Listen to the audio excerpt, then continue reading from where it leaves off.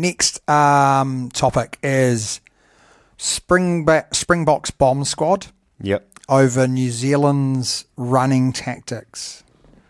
Do you think New Zealand will make a change to match the bomb squad, or do you think that they will continue just to drip feed players on the pitch in the way that they've done over the past 150 years? It's a really good question, because obviously the bomb squad has been going on for a few years now, hasn't it? It's definitely been going on since the last World Cup and before that. Has it been going on before that? Definitely going on before that. In fact, I would probably say it might have started the World Cup before that. No. In the final. No. In the final against England. That might have been roughly when it started.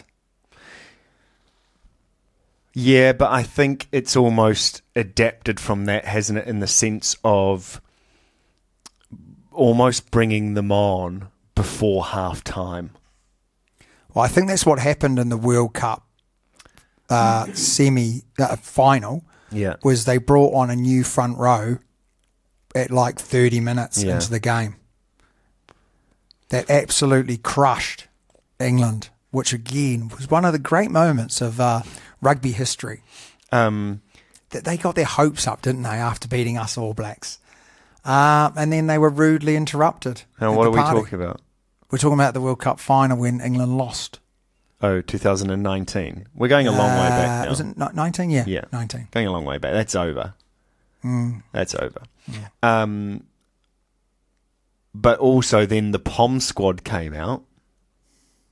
Village. Yeah. Really village.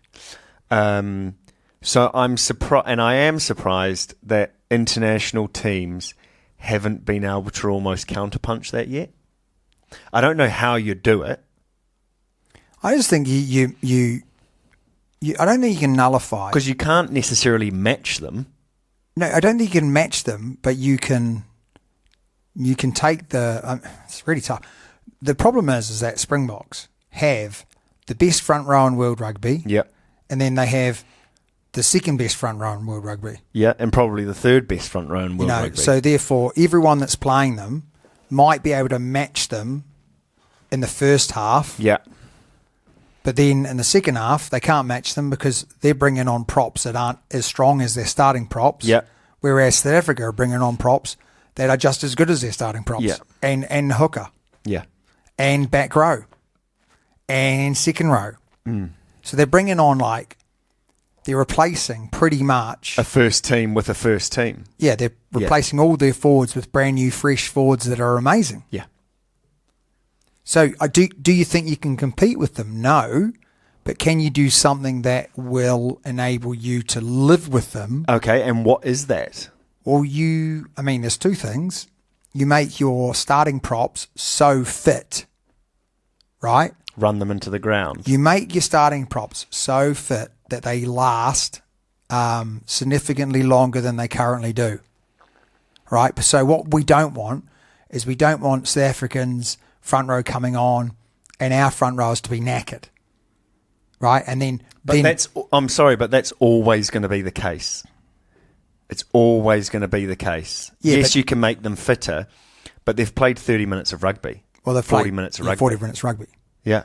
If they're significantly fitter, it would make a big significantly difference. Stronger, yes, and they could last for another 20 minutes, then what that happens is, right, it means New Zealanders or Australian or English or whatever, their guys that are coming on then would have an advantage. So you're almost saying you can bring your guys on at 30 minutes or 40 minutes, right? We can last another 20 minutes with our current guys, and then we're going to bring on fresh legs that are going to whip your boys. Because they are big lads. Therefore, they get tired very quickly. It's hard, eh? They are big lads. And are they big lads for the scrum? Yes. Because that's where that's where they pummel people. Oh, man. Okay? That's also where they make the other front rows tired. Do you know the problem with South Africa is, and the reason why they're so hard to beat, is because if you knock the ball on, Yeah. you're stuffed. Oh, yeah, that's what I mean. If they knock the ball on, you're stuffed. Yeah. Yeah. It's kind of like, oh, they knocked the ball on. I'm not really that disappointed. No, and because we're going to get a penalty from the scrum. And I think that's where that Irish game, when South Africa absolutely annihilated their front row, was because every single scrum, it was a South African penalty.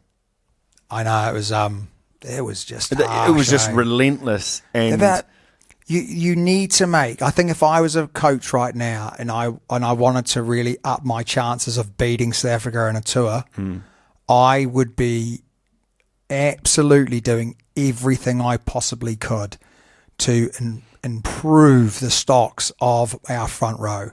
Now, do I think we've got enough hookers? Yes. We've got 3 world-class hookers. Do we have strong enough? Cody Taylor. Yep. Takiaho and Amur. Yeah. The world class, all of them in that position. Do we have good enough front row? I think we're there or thereabouts.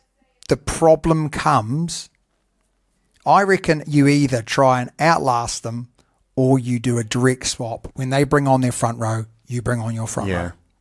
So it's fresh versus fresh. But I would worry. Yeah, if that was the case, because I'm not convinced that our 3rd and 4th choice. But they're always going to bring their front row on for a scrum, and you can't necessarily. You can see them warming up though, can't you? Yeah, but they warm up all the time. Yeah, but they don't. They've warmed up just before they go on. Yeah. So it'd be like I'd be watching and going, right, lads, get up. Get off the bench, warm up, match those boys. When they come on, we're coming on. Yeah, but that's the thing. They're always going to come on a couple of minutes before. No, I don't think they need to. No, but that's just what happens. No, but that's what I mean. You don't need to. You can just literally say, oh, they're bringing them on, we're bringing them on. Oh, is that what international rugby's like? Yeah. Oh, okay. Because you can see that they go up to the guy. Yeah. And they go up to him and go, I need to bring these guys on. I'll give you the slip. Yeah. And then the All Blacks just have the slip ready. Yeah. Yeah. Okay, I understand. So there you go.